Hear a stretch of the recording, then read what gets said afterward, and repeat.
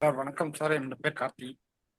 Sir Trichy பேசுறேன் sir. உங்கள்கிட்ட நான் கேட்டதே வந்து இந்த பணம் வந்து 12 லட்ச ரூபா கிட்டத்தட்ட வெளியில கொடுத்தது வரல அப்படிங்கிற மாதிரி தான் சார் சொல்லியிருந்தேன். எனக்கு ம் அப்படின்னு சொல்லியிருந்தேன். அதுக்காக தான் நான் மெயினாக படிக்க வந்தது.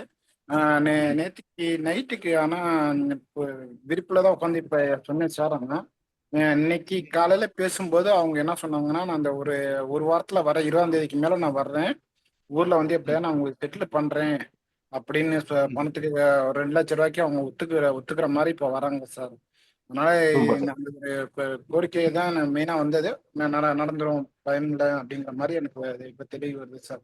இப்ப அவங்களோட போட்டோ வச்சு பண்ணா இன்னும் தெளிவா இருக்கு. இதான் அவங்களா சார் அவங்களோட போட்டோ? ஆமா, இப்ப இன்னைக்கு நம்ம என்னென்ன வகையில பிரயோகம் பண்ணலாம்னு சொன்னோம் இல்லையா? அப்ப அது போட்டோ வச்சு பண்ணீங்கன்னா ஸ்பீடா வந்து வேலை செய்யும் சார். ஸ்பீடா வேலை செய்யும். சரி.